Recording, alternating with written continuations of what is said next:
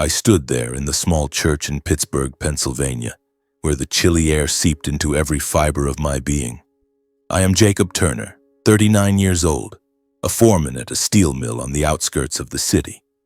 My daily work usually involves facing scorching furnaces and the deafening clash of metal, but today, everything was eerily silent. My father, William Turner, had passed away suddenly from a stroke. He was 68 years old, but still robust, still calling me every evening to ask about my shift.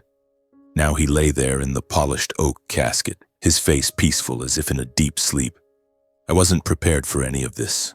The void in my heart was so vast that it felt like a black hole swallowing everything, from childhood memories to the last pieces of advice he had given me. I stood silently beside the casket, hands clenched tightly to keep them from shaking. Grief surged, but I had to stay composed. My mother, Eleanor Turner, needed me as her support. She sat in the front row, her frail frame trembling under the black dress, eyes red and fixed on the casket. Every time she reached up to wipe her tears, that gesture twisted my heart. I had to steel myself, swallow the pain, and handle everything personally. From arranging the funeral flowers and choosing the hymns to greeting the guests, all of it fell on me.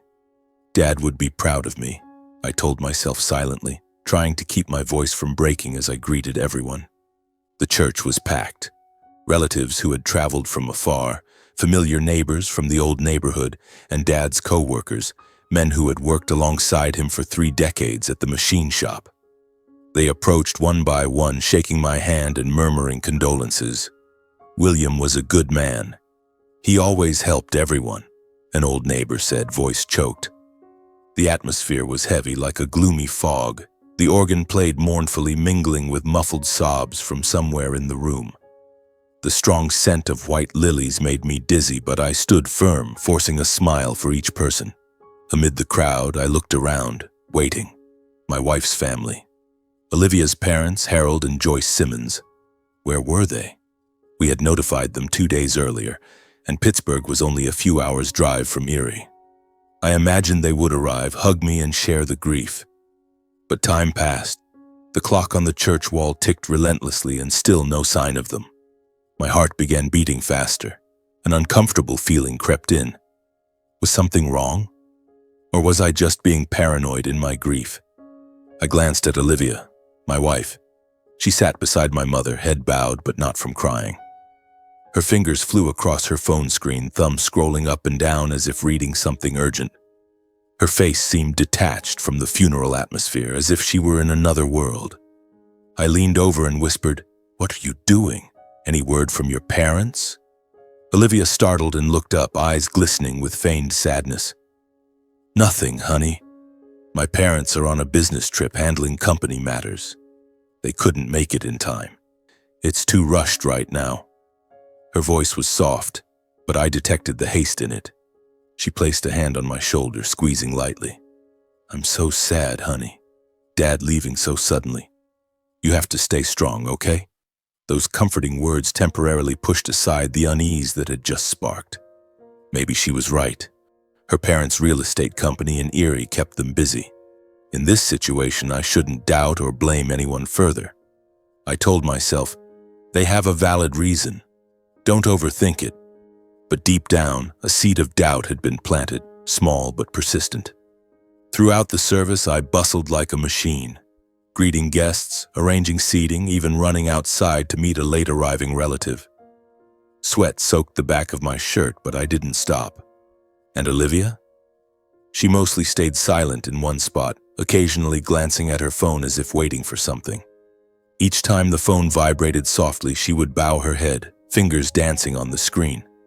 I tried not to notice, but my heart pounded. Who was she texting? Why now? This was my father's funeral, yet she didn't seem fully present. The prayer service began. The priest read the scriptures, his deep voice echoing. I knelt, mind chaotic. Memories of Dad flooded in. Afternoons he taught me to fix my bike. Times he laughed heartily at my terrible jokes. Now he lay there cold.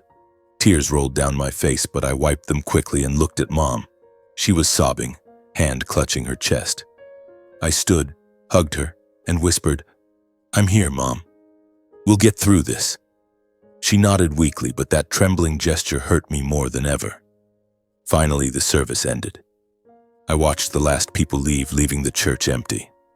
The space grew colder than ever. Wind whistled through the windows like ghostly whispers. The sense of loss weighed on my chest like a massive stone. I stood silently before Dad's grave, cold wind whipping through, making the emptiness even starker. Loneliness seeped into every breath, heavy and undeniable, yet in that moment I still reassured myself that I wasn't completely alone. I believed that beside me was my wife, the family I had always trusted fully, that even though Dad was gone, there would be those who remained, ready to walk through this loss with me. A week after the funeral, life seemed to start returning to its routine. But for me, everything remained hazy, as if shrouded in fog. I went back to work at the steel mill, where the deafening machinery helped me temporarily forget the pain.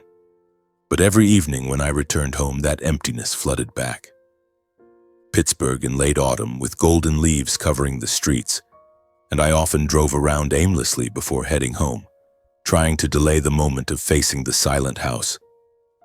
Olivia was still by my side, cooking simple meals and holding me each night, but something felt different. She smiled more, asked about my day more, but her eyes often avoided mine when I mentioned her parents. Then one morning, as I was brewing coffee in the kitchen, the phone rang. An unfamiliar number, but with the familiar downtown area code. I answered, and a warm, professional voice on the other end said, "Is this Mr. Jacob Turner? This is attorney Martin Hale, representing Mr. William Turner.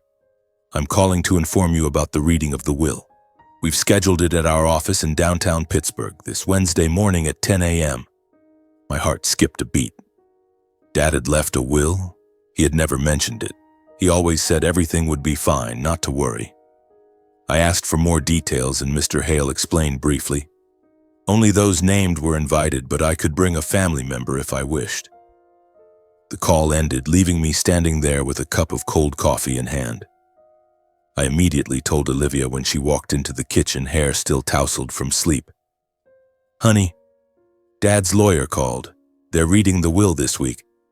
She paused, eyes widening, then smiled faintly. "Oh, really? I'll go with you, okay? I want to be there for you during this sensitive time." I was a little surprised. After all, the will had nothing to do with her, but then I nodded. Why overthink it? Olivia was my wife, my closest person. We had been together for 8 years, sharing every joy and sorrow. There was no reason to keep distance. "Come with me. Thank you." I hugged her, a warmth creeping in, dispelling some of the loneliness.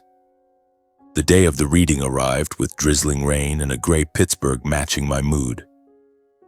I drove Olivia to the lawyer's office downtown, a modern glass building amid the hurried crowd. My mother was already waiting in the lobby, looking weary but trying to stay composed. She hugged me tightly, whispering, "We'll be okay, son." Olivia greeted her politely, but I noticed her smile was slightly forced. We entered the conference room, formal with a long wooden table and stacked files. Attorney Hale greeted us and checked the attendee list. He glanced at Olivia. "Mrs. Turner is not named in the will, but if Mr. Jacob consents to his wife attending as a companion, we have no objection."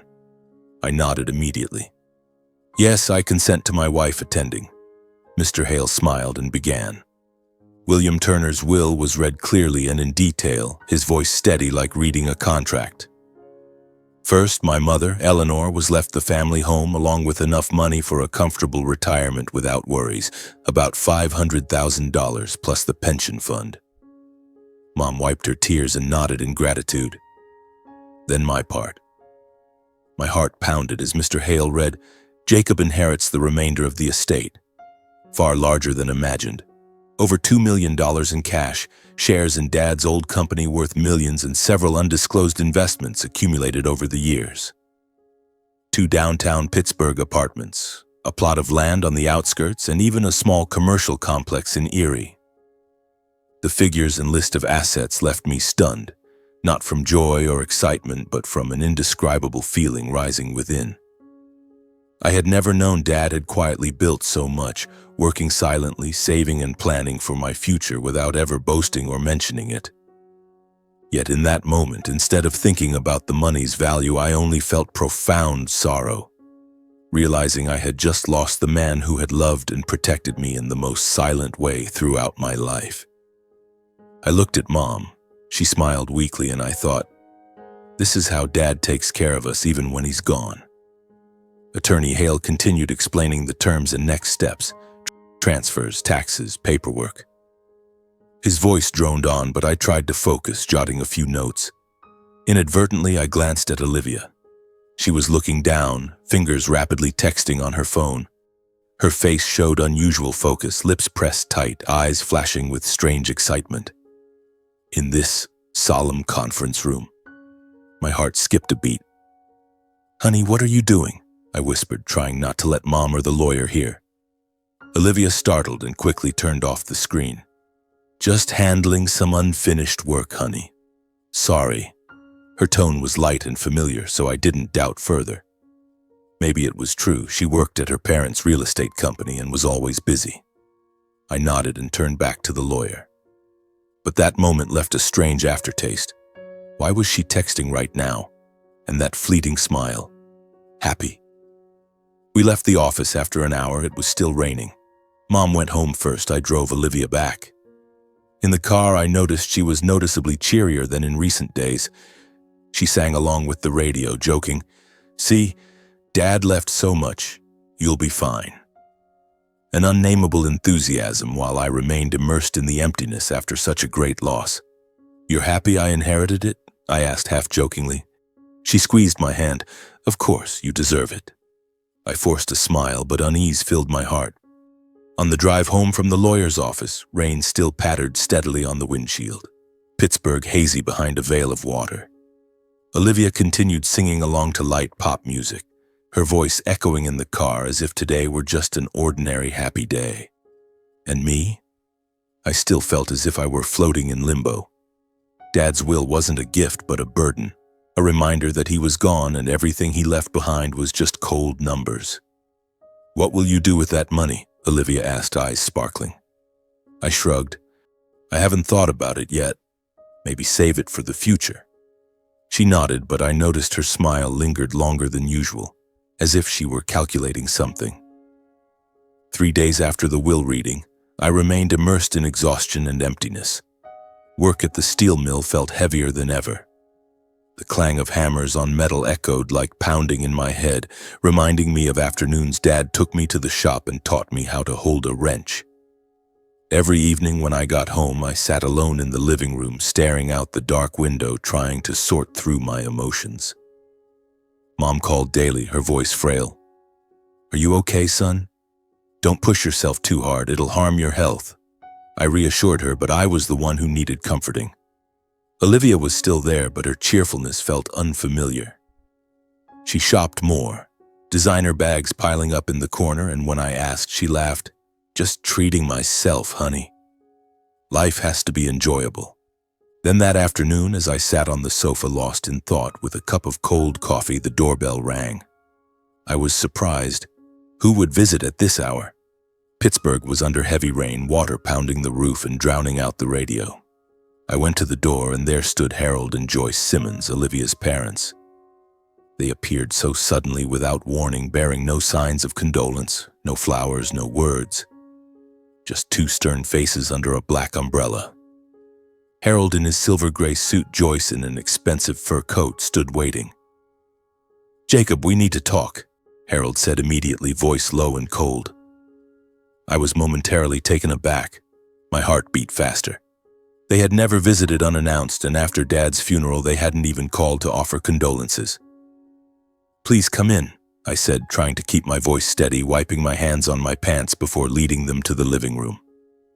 They sat on the sofa without removing their coats, as if the visit would be brief.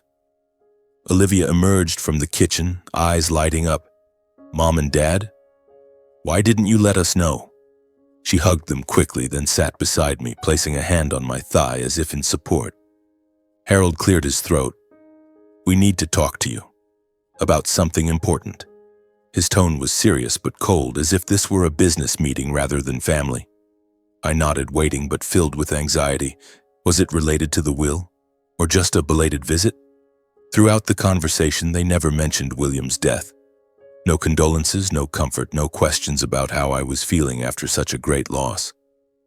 Harold got straight to the point, voice even like reading a report. Our company is in trouble, Jacob. Debts are piling up, recent investments have all failed. The real estate market in Erie is collapsing and we need capital to turn things around. Joyce nodded, eyes sharp on me. The situation is urgent. Without money, we could lose everything. I sat there trying to process their words. Debts. They had always boasted about their successful company and luxurious trips. Why so sudden? They emphasized needing a large sum and didn't beat around the bush with the specific figure, $1.5 million. We need $1.5 million to pay debts and reinvest, Harold said decisively without hesitation. The way they made the request felt not like asking for help, but like something they assumed I owed. As if I were indebted to them, as if Dad's will were a shared family gift. My heart pounded, my mind reeled. 1.5 million? That was a huge portion of what Dad left me, but how did they know? I hadn't shared details with anyone except Olivia and Mom. I froze, still gathering my thoughts when Olivia interjected, voice sweet but firm. Jacob, I think we should help my parents. It's filial duty, family responsibility. Family should support each other in hard times. She squeezed my hand tighter, eyes pleading. Compared to the inheritance you just received, that amount is nothing. If it can save my family, it's what you should do. You're my husband, after all. Her words cut into my heart like a knife. Filial duty? Toward her family, who hadn't even attended Dad's funeral? I felt cornered between grief over losing Dad and pressure from my wife's family. I need time to think, I stammered, voice hoarse. The living room air suddenly grew heavy like a stone pressing on my chest. Harold and Joyce showed no displeasure. Harold nodded slightly, voice low and deliberate. We understand, Jacob. You need time. Then he paused, eyes growing heavier. But remember, we don't have much time. Debts are due soon. We hope you decide quickly. Joyce looked at me, corners of her mouth curving into a cold smile. We trust you'll do the right thing, she said lightly. But it made me feel an invisible weight added to my shoulders. They stood to leave, and in that moment I inadvertently caught Harold glancing at Olivia and nodding to her. A quick gesture, but enough to plant a vague unease in me. As if something had been prearranged, as if Olivia were part of this plan. The door closed, their car engine faded away, leaving me sitting there, mind spinning. I sat motionless on the sofa, hands gripping the glass of water tightly, trying to process what had just happened. $1.5 million. The figure echoed in my head like a warning bell. They had shown up suddenly without a word of condolence for my father, only talking about money. And that nod, it felt like a subtle signal, a confirmation between them and Olivia. I glanced at my wife. She was tidying dishes in the kitchen, humming a cheerful tune softly. Honey, what do you think about what just happened? I asked, voice slightly trembling. Olivia turned back, smiling. Don't worry, honey, my parents are just going through a tough time. Think it over carefully. She gave me a quick hug, but that embrace felt strangely distant. That night I lay awake, memories of Dad flooding in. He always taught me to help others, but also warned, don't let people take advantage of your kindness. Was this taking advantage? In the days following that meeting, everything began to change subtly, like small cracks spreading across glass. I gradually noticed a clear shift in Olivia, not dramatic or sudden, but persistent and impossible to ignore. Before, she had always been open, sharing everything about work after dinner. Now she became more guarded, as if hiding something. Early mornings, when I got up to brew coffee, I'd see her on the balcony, phone pressed to her ear, voice unusually lowered. I'll try to convince him. He hasn't decided yet. When I stepped out, she hung up immediately, like a conditioned reflex, then beamed, Good morning, honey. My heart skipped a beat, but I tried to stay calm. Who was that? Olivia shrugged. Just work. Don't worry about it. I can handle it. Her light but firm tone stopped me from pressing further, but doubt began to gnaw at me. It happened more frequently. Olivia often chose secluded spots in the house for calls, the bathroom, the garage, even stepping outside the gate. I caught snippets of her voice. "We need to hurry. Time won't wait." Whenever I approached, she ended the call abruptly, face flushing. "Sorry, honey. Difficult client." I asked multiple times, but the answers were always the same.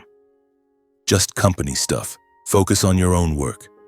I tried convincing myself it was work stress, but why did it coincide with her parents' request? Late at night, when she thought I was asleep, I heard her phone vibrate softly under the pillow.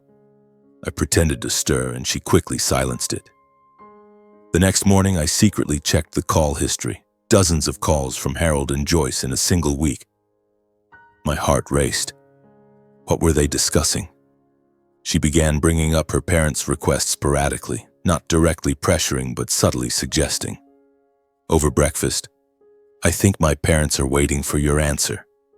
Time isn't on their side." While watching TV in the evening, "Don't you think helping family is the right thing? It's just 1.5 million. I dodged. "I need more time to think." But each comment was like a drop of water accumulating into a stream. I felt the pressure building, like someone tightening a noose around my neck. Once I snapped, "Not now, okay? Dad just died. I can't think about it yet." Olivia fell silent, but her eyes flashed disappointment. Every time we visited Harold and Joyce in Erie, Pennsylvania, those weekend trips I once saw as relaxing, the topic was skillfully brought up again. We drove 2 hours on winding highways, and upon arrival they welcomed us with lavish dinners. But beneath the guise of care and concern, everything circled back to the same issue. Harold started casually. "Our company is still struggling, Jacob. Have you thought about it?" Joyce followed smoothly, voice soft but unmistakably pressing. "We don't want to pressure you, but the bank loan is due soon." Olivia sat beside me, nodding slightly, looking at me expectantly. "Jacob, I believe you'll help my parents." I sat there, a bitter taste rising in my throat, forcing a smile. "I'm still thinking." On the drive home, Olivia was silent for a long while before speaking. "Don't you feel sorry for my parents? All you have to do is say yes and it's over." The pent-up pressure felt like an overinflated balloon, waiting for the slightest prick to burst. Amid the confusion, I inadvertently noticed something puzzling. One evening, while scrolling social media to relax, I saw Joyce's recent Facebook post, a photo of her at a luxury resort in Florida holding a cocktail captioned, "Enjoyable weekend getaway," posted just days after our meeting. New car? New designer items?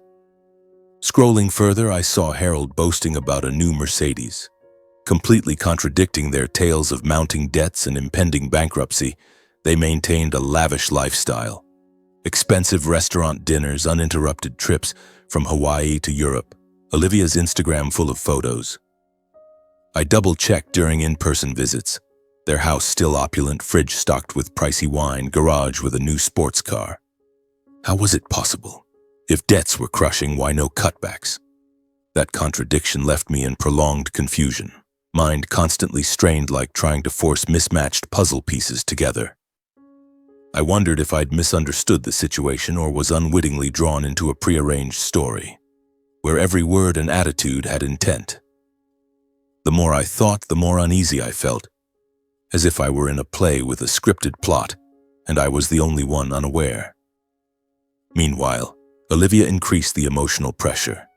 She frequently mentioned the massive inheritance I now held. "You're rich now. If you want, all my family's problems are solved." Those hints cut like a knife, making me feel not like a husband, but like a bank account. When I didn't give the answer she wanted, Olivia changed tactics. She turned to crying, tears coming slowly but persistently. One evening after dinner, she sat silently on the sofa, then burst into sobs. "Don't you love me?" she said, voice trembling. "I'm under so much pressure. My parents are about to go bankrupt. As my husband, you have to help. I feel so helpless. I'm just a daughter." Tears streamed down her face, hands covering it, shoulders shaking as if breaking. I went to her, holding her, feeling weakened.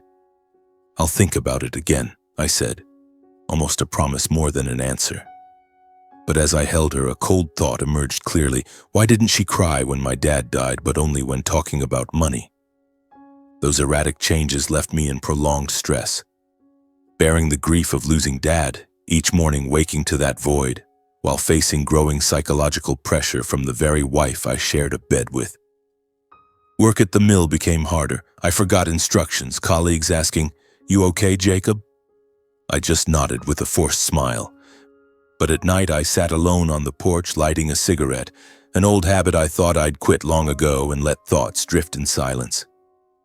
I wondered where this marriage was truly leading me. For the first time, I clearly felt Olivia no longer saw me as a husband, but as the assets I possessed. Every hug, every kiss seemed laced with invisible calculation, as if I had gradually become the solution to all her problems rather than a person needing to be heard and understood. The next morning, what seemed like an ordinary workday was interrupted when my phone vibrated on the desk at the steel mill. The surrounding machinery noise partially drowned it out, but I glanced at the screen, an unfamiliar number. I hesitated for a second, then answered professionally. "This is Jacob Turner." On the other end, a young woman's voice, tense but youthful. "Jacob, it's Rachel, Olivia's sister." I was momentarily stunned, nearly dropping the phone. Rachel, Olivia's younger sister by 5 years, the girl I had only interacted with a few times during visits to her parents' house. She was always quiet at family dinners with big round eyes and a shy smile. We had never spoken privately, just polite greetings. "Rachel, what's going on?" I asked, trying to keep my voice steady, but my heart was already beating faster. She sighed. "Jacob, I have something very important to tell you in person. It can't be over the phone. Can you meet me?" Her voice was more serious than usual, laced with worry, sending a chill down my spine. What could make Rachel, the one who always avoided family issues, call me like this? Though I didn't understand what was happening. I agreed to meet her that afternoon after work at a quiet coffee shop on the outskirts of Pittsburgh. "I'll wait for you at Corner Brew at 4 p.m., Rachel said, then hung up quickly as if afraid someone might overhear. I stood there amid the roaring machinery, mind in turmoil. Why Rachel? She had never contacted me before. Was it related to Olivia and her parents, or just some minor family matter? I tried to focus on work, overseeing the steel smelting shift, but my hands trembled slightly holding the notebook. A colleague asked, "You okay, Jacob? You look like you've seen a ghost." I forced a smile. "I'm fine, just tired." But inside I was filled with anxiety, like stepping into a storm without knowing it. On the drive to the meeting, my mind kept circling the question, what could make Rachel arrange an urgent meeting like this, especially in the current sensitive situation? Pittsburgh, an autumn afternoon, golden leaves scattering the highway, but I had no mood to admire it. I suddenly recalled recent images flashing in my mind. Times meeting Rachel at her parents' house in Erie. She often sat in a corner observing everyone with pitying glances toward me, as if she wanted to say something but held back. When I arrived at Corner Brew, Rachel was already waiting in a secluded corner, looking tense and weary. The small shop smelled warmly of roasted coffee, but the air between us was heavy. Rachel wore a gray hoodie, hair in a messy ponytail, eyes red as if she'd been crying. She stood to give me a light hug, voice trembling. "Thank you for coming." I sat down, ordered 2 lattes, trying to stay calm. "Tell me, what's this about that you had to meet me here? I'm worried." Rachel took a deep breath, glancing around as if fearing surveillance, then began to speak. Each word cut into my heart like a knife, making the surrounding air heavier than ever. The coffee shop seemed to fall silent, only her whispers and my pounding heart remaining. Rachel said that on the very day of William's funeral, the day I painfully bid farewell to Dad, standing by the casket with my trembling mother, her parents had thrown a celebration party at home. They opened wine, laughing and talking cheerfully, Rachel recounted, voice choked. They said you were about to receive a huge inheritance from your dad and it was a golden opportunity. I froze, hands gripping the coffee cup until my knuckles turned white. Celebrating? While I wept at Dad's grave? Rachel continued. At that party, my parents told each other you were an obedient, honest, and compliant son-in-law. They said it was just a matter of time before they could get money from you. Her words struck like thunder. Everything around me blurred. I suddenly recalled their cold absence at the funeral. Olivia constantly texting with her head down. For the first time, I pieced together all the fragments and they fit together terrifyingly. Rachel revealed that Olivia was the one providing information to her parents. Olivia told them everything, Jacob, from overhearing a conversation between your parents about the will when they visited a few months ago. She eavesdropped, then reported to my parents. Even during the recent will reading, she texted details of every item. Cash, shares, real estate, all of it. I gaped, speechless. Olivia, my wife, the person I trusted more than anyone, had been secretly monitoring and reporting everything. The time she bowed her head texting in the lawyer's office, her sudden cheerfulness afterward. It all made sense. Rachel paused, then continued firmly. Olivia had closely coordinated with her parents to psychologically pressure me from the start. My family isn't in debt or facing bankruptcy at all, Jacob, she said. It's all a scripted lie to exploit your kindness. The company is fine. They're still spending lavishly. Olivia knows it all, and she's still participating just for the money. Rachel confessed that out of pity for my honest and kind nature, and unable to bear watching me being deceived, she decided to meet and reveal the whole truth. I struggled with myself for a long time, Jacob, Rachel said softly.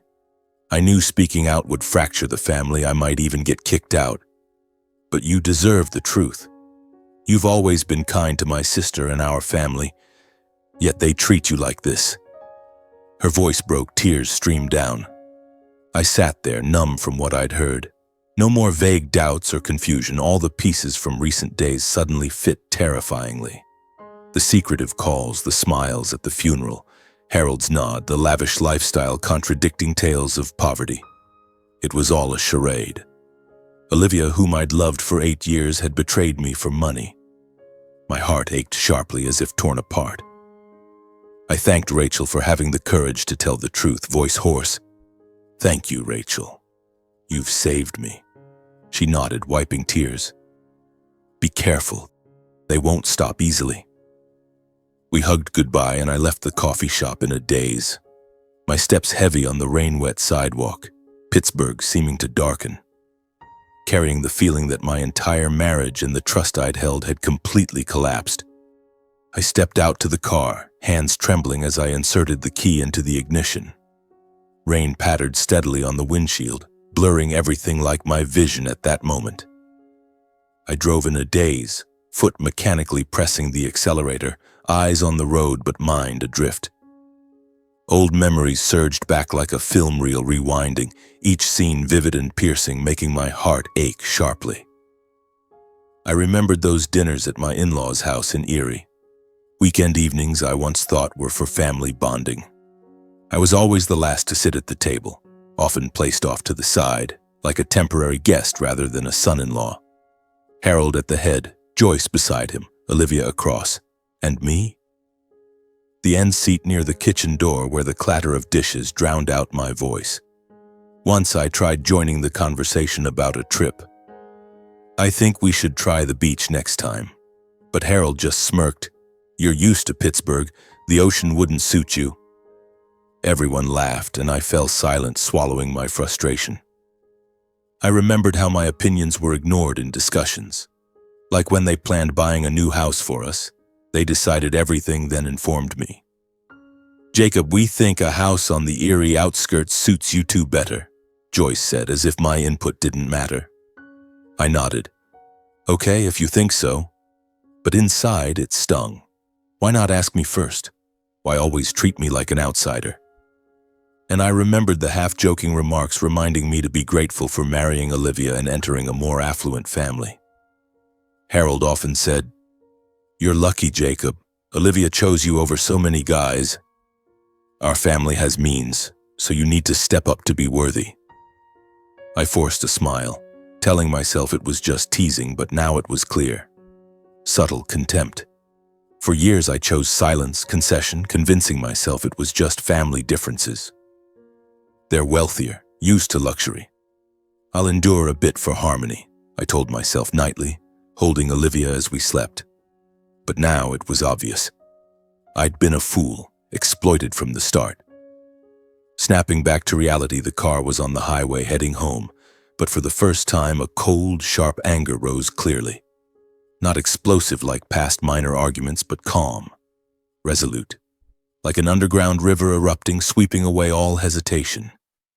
"This is enough," I whispered, gripping the steering wheel tightly. I suddenly swerved, making a sharp U-turn, tires screeching on the wet road. I drove straight toward my in-laws' house in Erie, giving myself no moment to second guess. Heart pounding in my chest, adrenaline surging fiercely as if charging into a battle I knew deep down. This time, I couldn't back down. Rain poured harder. Headlights pierced the night, illuminating once familiar roads that now felt alien and cold, like the marriage I was about to confront. The 2-hour drive flew by and I arrived in pitch darkness. Harold and Joyce's house was lit up, the new Mercedes parked in the garage, a symbol of their deceit. I parked, took a deep breath, then entered without knocking. I still had the spare key. Stepping into the living room, I froze, seeing Olivia there, sitting on the sofa beside her mother, completely contradicting her afternoon text. "Honey, I'm working late tonight, so I'll be home a bit later. Love you." She startled and looked up, face instantly paling. Olivia jumped to her feet, voice faltering. "Jacob, why are you here? What are you doing?" Harold rose from his armchair, eyes darkening, tone sharp. "You barge in without notice? What brings you storming here like this?" That moment alone was enough for everything inside me to collapse.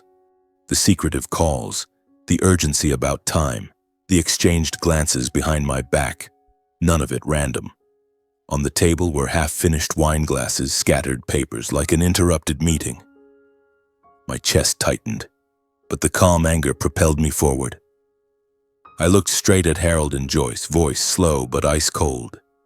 "Harold, Joyce, I know everything now. I know about the party you threw on the day of my father's funeral." The living room air froze. I didn't stop. "You toasted celebrating because you believed I was about to receive a large inheritance. And the will. Olivia relayed every detail to you, didn't she?" Olivia covered her mouth, eyes wide, breathing rapid. Harold scoffed, trying to maintain disdain. "What nonsense are you spouting? Who told you that? Rachel? That girl always imagines things." Joyce jumped in, voice full of feigned injustice. "Jacob, you're over-interpreting. We just asked for help in hard times. Why fabricate stories to avoid responsibility? You're too selfish." I breathed deeply, keeping calm. "Your company isn't bankrupt. If debts were truly crushing, what about the new car, new designer items, those expensive trips? You say one thing but live another." Harold slammed his hand on the table, anger erupting. "Fine. If you know, so what? It's all for family. You only think of your own pain and won't shoulder the burden when relatives are in trouble. Is the money your dad left just for you to hoard?" Joyce burst into tears, voice trembling but tearless. "We treat you like our own son. We trusted you. And you treat us like this?" Olivia finally broke down. She stepped forward, clutching my hand, tears streaming. "Jacob, please. I beg you, it's my family. You promised to protect me. Have you forgotten our years together?" She choked up, trying to pull me back into the familiar vortex. "Remember our wedding day? You said you'd never leave me. Always be by my side no matter what." In that moment, my heart softened briefly. Old images flashed, vows, smiles, the trust I'd poured into this marriage. But then I realized those words were being used as a tool, not to keep me out of love, but to force continued sacrifice. I looked straight at Olivia, voice lowering. "What hurts me most isn't the money. It's that you never asked if I could bear it right after Dad died. Olivia froze, lips parting but speechless. I spoke slowly but firmly, eyes no longer avoiding. I'm not selfish. You're the ones exploiting. And you, Olivia, you betrayed me from the beginning. I stepped back, voice turning cold. I won't stay in this fake house another second. Don't contact me again. I quietly left, leaving behind Harold's empty justifications shouted in rage. You'll regret this, Jacob, Olivia cried out after me, voice shattering. The door closed behind me. Rain lashed my face, stinging cold, but strangely I felt relief, as if I'd finally shed a burden weighing on me for years and stepped out of a family I now knew for certain I had never truly belonged to. I walked quickly to the car, rain soaking my shirt, but I didn't care. The engine roared to life, drowning out the shouts calling my name from the house. Olivia's voice echoed, but I didn't turn back. On the highway from Erie to Pittsburgh, rain poured relentlessly, headlights illuminated glistening puddles. I drove in utter exhaustion, body weary from the 2-hour drive there and now back, mind reeling from the confrontation. The anger lingered, but now it mingled with a cold emptiness, a vast void where trust once existed. I pulled over to the shoulder, sat motionless for a long while, breathing heavily, hands gripping the steering wheel until my knuckles turned white.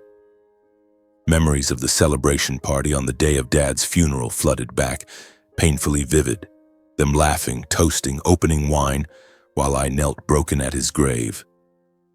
The thought tightened my chest. With everything that had happened, how could I ever forgive? Back home in Pittsburgh, late at night, rain still falling ceaselessly. I pushed open the door. The house was pitch black, smelling musty.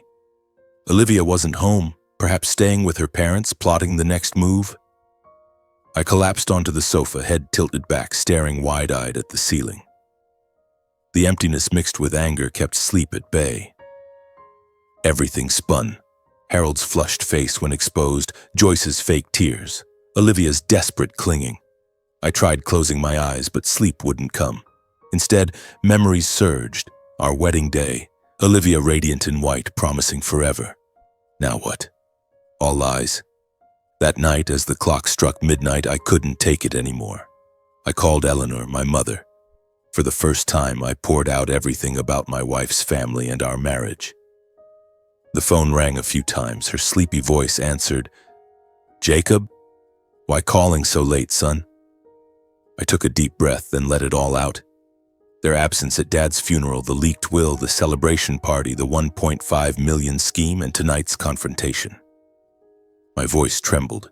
Tears rolled down unnoticed. Mom listened silently, only sighing occasionally. When I finished, she said, voice warm yet resolute, "Son, it breaks my heart. But you don't owe anyone your self-sacrifice. They exploited you and you've endured enough. Do what you believe is right to protect yourself. I'm always here." Her words soothed the anger like cool water. I cried, first time since Dad's funeral. "Thank you for listening, Mom." The call ended, but my heart felt a bit lighter. After a long night of thinking, actually staying awake, brewing cup after cup of coffee, I reached a firm decision. This marriage had nothing left to salvage. Divorce echoed in my mind, heavy but necessary. I no longer wanted to live in deceit, to look at Olivia and see calculation. The next morning I went to the steel mill as usual, but my mind was elsewhere. Colleagues asked, "You look like a zombie, Jacob." I forced a smile. Just didn't sleep. But during the shift I planned, call a lawyer, prepare papers, confront Olivia. Anxiety surged. What would her reaction be? Tears? Anger? The following evening when Olivia returned home, I was waiting in the living room. Yellow light cast down, the house oppressively quiet. She entered, shoulders slightly slumped from fatigue, forcing a familiar smile. "Honey, I'm home." Work was exhausting today, my head spinning. I looked at her for a long time. Still the same face, the woman I'd once loved and trusted completely. But in that moment, she felt heartbreakingly unfamiliar, like someone I'd never truly known. I breathed deeply, refusing to back down. I said slowly, voice low, "Olivia, I've thought it through carefully, and I want a divorce. Her face instantly changed. The glass in her hand shook, nearly slipping. She exclaimed, voice breaking, "What did you just say?" Olivia burst into tears almost immediately. She rushed toward me, then knelt beside me, tears streaming uncontrollably. "Jacob, please think again," she choked. "I know I was wrong. I really know I was wrong. But I can change. Give me a chance, just this once. I love you. I truly love you." Her voice shattered, hands clutched mine, trembling as if fearing I'd vanish. I sat still, letting her cry. My heart ached sharply. Old memories flashed. Nights she rested her head on my shoulder after long shifts, weekends driving away together, times I believed I had a real family. But then other images intruded. The celebration party, secretive calls, sneaky texts, and the anger rose again, cold and clear. I gently withdrew my hand, looking straight at her and saying word by word, "I've endured a lot, Olivia. Not just one day, but for years. The disdain from your family, dinners where I was always sidelined, my opinions ignored, sarcastic remarks about your family's means. I swallowed it all, thinking it was the price for keeping this marriage." She shook her head frantically, tears wetting my hands, but I continued, "You never stood by me. I tolerated it for you. But now I see clearly. You no longer see me as a husband. You only see the assets I have." Olivia sobbed harder, voice breaking. "That's not true. You've misunderstood. My parents pressured me. I had no choice." I shook my head, exhaustion rising to my throat. "Dad died, Olivia. You weren't sad. You were only happy about the will. And from that moment I knew everything had changed. I no longer believed these belated apologies." She cried louder, clinging to me like a drowning person. "Please don't leave me. I was wrong, but I don't want to lose you. I beg you." I gently pushed her away and stood. My heart wavered briefly, but truth held me steady. I said softly but firmly, "Enough, Olivia. I'm exhausted." The room filled with her choked sobs. I stood there knowing I'd just said the most painful but necessary thing in my life. In the following days, Olivia begged incessantly. She stayed home, seemingly going nowhere, cooking my old favorites, cleaning the kitchen like newlyweds. Her texts came nonstop, long and full of memories and promises. "Honey, remember the day we met? I loved you from then. I know I was wrong, but I'll change. I truly promise." Her repeated tears and pleas softened me at times. Some evenings she sat before me, eyes red, voice trembling. "Don't you see I'm trying? Just give me a little more time, I'll prove it." Once entering the living room, I found Olivia collapsed on the floor, sobbing breathlessly. She grasped my pant leg, nearly desperate. "I can't live without you, Jacob. I can't bear this. Please don't leave me." In that moment, I nearly bent to hold her, nearly said, "All right, I'll forgive you." But then the phone rang again, call after call from Harold and Joyce. "Jacob, reconsider," Harold said, voice feigned low. "We were wrong. Money doesn't matter anymore, forget it all." Joyce added, choked, "Olivia's falling apart. Have mercy on her. Every family has mistakes." Pressure mounted daily. I began wondering if I was too harsh, if I should give everyone another chance. The next morning, when I was closest to softening, I watched Olivia sleeping peacefully on the bed, face serene as if no deceit had ever existed. I recalled happy days, mornings brewing coffee together, her head on my shoulder. Just then the phone rang, Rachel calling, her voice urgent, barely hiding panic. "Jacob, I overheard my parents and Olivia talking. They're pretending to yield to make you relax. Actually, they're planning another way to get the money, perhaps through divorce asset split, then pushing you out. Don't believe them, please." Those words struck like lightning, extinguishing any remaining hesitation. I froze, looking at Olivia, still sleeping peacefully, but now seeing clearly the mask I'd ignored for so long. No more debate, no more confrontation. I understood every plea, every tear was part of a more sophisticated plan. I hung up, sat silently on the bed's edge, heart cold to the point of no longer feeling pain. I decisively filed for divorce in court without prior notice, letting no more emotions sway me. That morning I called a separate lawyer, recommended by Mom, and prepared papers. "Mr. Turner, this case is clear. Your inheritance won't be divided if proven," the lawyer said. I nodded, signed, heart heavy but resolute. Olivia returned that afternoon, seeing the papers on the table. "You're really doing this?" she cried, but I remained silent and left the house. The trial proceeded quickly, just weeks later, thanks to recorded calls, texts, and Rachel's testimony. Assets divided legally. I kept Dad's inheritance. She took the joint property. Olivia cried throughout the hearing. Her parents sat behind, faces darkened. I left the courtroom in pain yet relief, as if finally setting down a heavy part of life, though the cut still stung.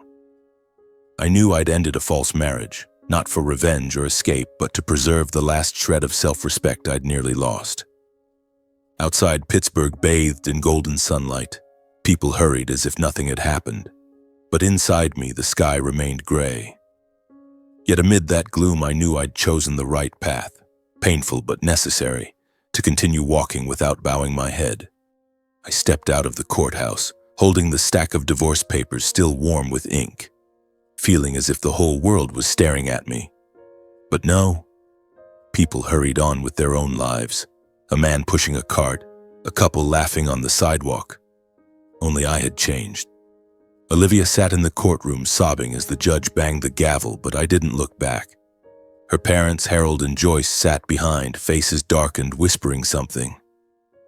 I knew they wouldn't stop easily, but now the law had separated us. Dad's inheritance was mine. Joint assets split evenly, fair and cold like a business contract.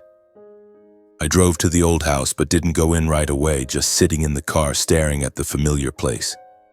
Where we once laughed, cooked, and now only shattered memories remained.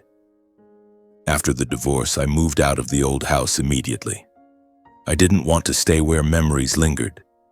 Olivia's perfume still faintly on the pillows, wedding photos on the walls like painful reminders. I rented a small apartment elsewhere in the city in a quiet suburb near the steel mill. Just one bedroom, a tiny kitchen, and a balcony overlooking the Allegheny River. I quietly completed the remaining legal procedures, changing property titles, transferring bank accounts, even getting a new phone number to avoid harassing calls. The lawyer called. "Mr. Turner, everything okay? They might appeal." I shook my head. "Let them. I'm ready." But my heart wasn't at peace. Each signed paper felt like another cut into an old wound. I began a new, simple, and withdrawn life, like a snail retreating into its shell. No noisy friends, no parties, just a steady rhythm to survive. Wake early, brew bitter black coffee, drive to the mill. Foreman work remained the same. Overseeing smelting shifts, checking safety, shouting orders over machinery noise. But the pain of betrayal lingered persistently, not explosive like the early days, but smoldering through each passing one. Every evening in the apartment, I sat alone on the worn sofa, gazing at the river twinkling with night lights. Memories flooded. Olivia smiling in the kitchen, then turning into the fake smile at Dad's funeral. I wondered, why didn't I see it sooner? Sleep was fitful. I often woke midnight, sweating from dreams of them chasing me with giant checks. I maintained a steady routine, work then back to the empty apartment. Weekends occasionally driving to visit Mom in Pittsburgh's outskirts. My mother, Eleanor, now lived alone in Dad's old house, but she was stronger than I thought. "You did something hard, but I understand. And I'm on your side," she said each visit, hugging me tightly. We sat on the porch, drinking tea, sharing small talk. Her garden, my shifts. I checked if she needed anything, fixing plumbing, buying groceries to ensure she was okay and not worrying about me. But Mom knew everything.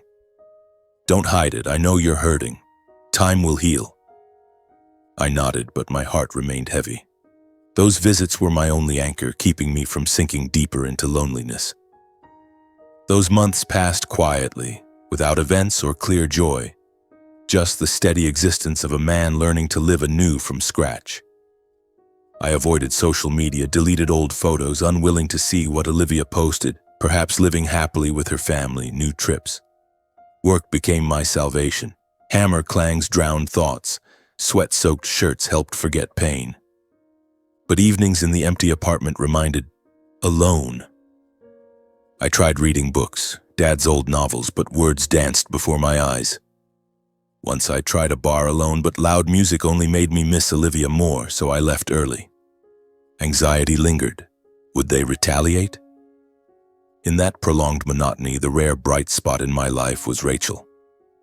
Olivia's sister, the one who pulled me from a web of lies, maintained a perfect distance, enough not to pressure me but never vanishing from my life. After the divorce, we only texted a few times, brief but warm. "How are you lately? I just want to know you're okay." I replied after a pause. "I'm okay. Not easy, but I'm trying. Thanks for asking." Rachel responded slowly, choosing words carefully. "I'm glad you say that. If any day feels too heavy, message me." No need to explain. She didn't push, wasn't curious, didn't probe fresh wounds, as if understanding I needed not advice but quiet, respectful presence. Gradually, I realized her presence was like a small candle in darkness. One rainy afternoon on the balcony alone, I recalled our coffee shop meeting. Rachel's pitying eyes, trembling voice, revealing truth. Without her, I'd still be deceived, still giving money, still living lies. I proactively called to meet and thank her. "Rachel, I want to see you. Just to say thank you." Her voice surprised but happy. "Sure, the old cafe?" We met at Familiar Corner Brew, where truth was once revealed. Rachel arrived early in a warm sweater, hair down, shy smile. "Jacob, how have you been?" I sat, ordered coffee, then said, "Rachel, I owe you a sincere thank you. Without you, I'd still be in a marriage full of lies. You were so brave." Rachel smiled at my words, gently shaking her head. "Don't think that way. You deserved the truth in a better life. I just did what was right." Her words simple but warm, making me feel understood for the first time in months. We talked a while, her office job in eerie, tiring days. No mention of Olivia or family, just everyday things. Parting, I hugged her lightly. "Stay in touch." Rachel nodded. "Definitely." From that meeting, we contacted more often, naturally, without planning. At first, just snippets about work, long dragging days, ordinary fatigue. One evening I texted, "Long shift today, my mind's blank." Rachel replied almost immediately, "I know that feeling. Just got home. Rest, tomorrow will be better." Gradually, the old distance of ex-wife's sister faded. A natural closeness formed based on respect and understanding rather than obligations. Rachel didn't force past talk, but when I shared, she listened. "It hurts a lot, doesn't it?" "I understand." I told about Dad, Mom. She shared home struggles, parents angry for betraying them. We gradually shared small joys and nameless sorrows lightly, without force. Once I snapped a sunrise photo from the balcony and sent, "Today's sunrise is beautiful." Soon after, she replied, "I love it too. Looks like a new beginning." Other times, sadness came suddenly. I texted briefly, "Missing Dad today?" Rachel didn't probe, just, "I'm here. Tell me if you want, I'll listen." No advice needed, no long explanations, just enough to ease my heart. Gradually, I realized we both found rare peace in each other, being heard and together without pretense, something we'd both lacked for long. I, after betrayal, needed sincerity. She, in a pressured family, needed a listener. Our feelings grew slowly and quietly, without promises or naming it. Not loud love, but natural bond, without calculation. We met a few times, coffee, river walks, hours talking. Each time my heart felt lighter, wounds healing. Yet deep down, I still sensed hesitation and silent fear. We both knew if we took another step, it would invite countless judging glances, whispers, new hurts. After everything, neither had courage for another storm. We cherished the fragile quiet we'd regained, fearing one hasty decision could shatter it. So we walked slowly, keeping just enough distance so no one had to sacrifice again. The months following the divorce passed peacefully, like the Allegheny River flowing steadily through Pittsburgh, quiet but gradually erasing the scars. I lived in the small apartment with simple habits, waking early to brew coffee, going to work at the steel mill, coming home in the evenings to read books or watch the news. Rachel and I stayed in touch, but without pressure. A casual message, a short weekend call. "Busy today?" I'd ask, and she'd laugh over the phone. "Busy but happy. How about you?" Those conversations were like gentle medicine, helping me forget the sleepless nights dwelling on the past. But then, like a sudden storm, everything was stirred up again. One late afternoon after work, I returned to the apartment exhausted, shoulders heavy from a long shift amid roaring machinery. Pittsburgh was sinking into dusk, streetlights flickering through the fog. I stepped out of the elevator, mind wandering to a simple dinner, maybe just a sandwich and beer, when I unexpectedly saw Harold and Joyce waiting outside my door. Their faces were tense and full of resentment. Harold arms crossed, Joyce lips pressed tight as if suppressing anger. My heart skipped a beat. How did they know my address? I'd never told anyone after moving. "Harold, Joyce, what are you doing here?" I asked, trying to stay calm but filled with unease. They hadn't contacted me since the trial, and now this sudden appearance couldn't be good. Though uncomfortable, actually extremely irritated, recalling their fake excuses in Erie, I maintained politeness and invited them in. "Come inside and talk." I opened the door, leading them to the cramped living room with its old sofa and coffee table. They sat down. Before I could even offer water, they got straight to the point, Harold's voice harsh. "Jacob, we know everything. You and Rachel, your romantic relationship. We won't accept it." His words struck like lightning. I froze, hands gripping the table edge. How did they know? We'd never gone public, only meeting discreetly, private messages. Joyce jumped in, voice shrill. "You're taking advantage of our youngest daughter. After divorcing Olivia, you turned to Rachel? Immoral." The barrage of accusations poured down like hail, no time to dodge. Harold stepped forward, pointing at my face, voice growling in fury. "You're an opportunist, using Rachel for revenge against us, right? You think that's noble? You're tarnishing our family's honor. Who do you think you are?" Joyce burst into sobs, but every word sharp as a knife. "Rachel's so young. How many years older are you? Aren't you ashamed? Pervert, traitor. You've destroyed our family." Their rage gave me no breath. Whenever I tried to speak, voice still measured. "Please listen to my explanation. It's not what you think." Harold cut me off, slamming the table. "Explain what? We have proof. Messages, photos. Everything clear. You think we're blind?" Joyce added, voice rising in agitation. "You thought you could fool us? You think we don't know how you two sneak around?" I sat there, heart pounding, seething inside but forcing calm. Proof? Who spied on us? Olivia? Or hired detectives? Questions swirled, making everything spin. I'd thought my new life stable enough, yet now dragged back into another vicious vortex. As their anger subsided, Harold panting, Joyce wiping tears, I finally spoke. My voice calm but cold and resolute. "Harold, Joyce, you no longer have the right to judge my life like before. Rachel and I, it's our business. I take responsibility for my choices." I looked straight at them, unflinching. "You've caused enough harm, and I won't let it continue in my life." My words like cold water. Harold shot up, face flushed. "You'll regret this, Jacob." Joyce shook her head repeatedly, voice full of resentment. "Rachel will suffer because of you. You'll see." They left in fury, door slamming behind them, leaving me alone in the suddenly emptier room. I sat motionless for seconds, feeling both exhausted and relieved at once. For the first time, I didn't back down or concede as before. The next day, I met Rachel at our familiar cafe, hiding nothing about the confrontation. We sat in the secluded corner, coffee steaming. "My parents came to my place last night. They know about us." Rachel paled, hands gripping her cup. I know. They scolded me all night. She said her parents berated and strictly forbade her. They called me a family traitor for telling the truth before and now being with you. Dad said he'd cut all contact if I don't stop. Rachel's voice trembled, eyes welling. I'm scared, but I don't want to lose you. I wrapped my arms around her, holding gently to reassure us both. Me neither. We'll get through it. Amid surrounding pressures, her family's rage, external judging glances, we chose not to turn away, quietly standing together.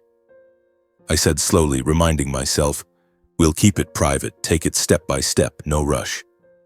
Rachel nodded, a thin but determined smile, enough for me to know she was ready too.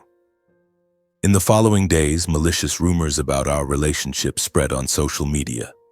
Scrolling Facebook, I saw anonymous posts. Jacob Turner exploiting ex-wife's sister, a hypocrite. Rachel sent screenshots from Instagram. They say I'm a homewrecker. We both knew the source, Harold, Joyce, and Olivia, likely spreading or hiring posters. Messages and calls from them flooded in, so thick I silenced the phone. Olivia texted directly, undisguised hatred. Your relationship with my sister disgusts me. Harold called repeatedly, voice threatening. Stop it, or I'll expose everything. I read, listened, then chose silence. Turned off the phone, no response, telling myself time was the clearest, fairest answer. We didn't retaliate, just withdrew quietly. Contact became more discreet, meetings shifted farther from the center, messages short and cautious, as if every word could be spied. Anxiety built in me. Would they do something more extreme? One night leaving the parking lot, I found a long scratch on the car body, unclear if accidental or deliberate, no clues. That night I dreamed them surrounding us, shouting endless curses. I woke gasping, heart pounding, immediately checking security cameras, nothing. That silence was scarier than threats. In that deadlock, Rachel and I turned to Eleanor's house, clinging to faint hope for at least one ally. We drove to Mom's one weekend afternoon, hearts anxious. What will your mom think of me? Rachel asked, hands trembling. I squeezed hers. She's kind. She'll support us. We sat on the porch. Mom brewed tea, placing cups on the old wooden table, warm aroma spreading in the late afternoon air. I told everything, hiding nothing. The confrontation with Harold and Joyce, heavy scolding, malicious online rumors forcing us to live cautiously. Eleanor listened from start to finish, never interrupting, eyes deepening with thought and sympathy for us. When I finished, she set down her cup, looked at me long, then said calmly but firmly, Son, I see it all clearly. Rachel is kind. She brings you true peace and happiness. You've done nothing wrong. She turned to Rachel, gently holding her hand. Thank you, dear. Without you, Jacob might still be trapped in a false marriage. That trust and understanding stunned me. My throat tightened. Tears welled unnoticed. Thank you, Mom. I really needed to hear that. Rachel cried too, head bowed, sobbing. Thank you. In that moment on the quiet porch, I first clearly felt what unconditional support was, like a real family. We lingered, talking in rare light, warm atmosphere. Mom slowly shared old stories about Dad, voice low but gentle. He always told me true love doesn't need show, just enough sincerity to stay through hardship.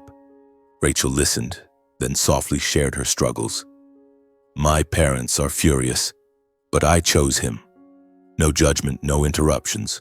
We laughed, ate Mom's fresh-baked cookies, small stories flowing, and for the first time in so long, I clearly felt what it was to have a family on my side. That afternoon at Mom's, Eleanor's passed warmly, like an oasis amid the chaos of recent months.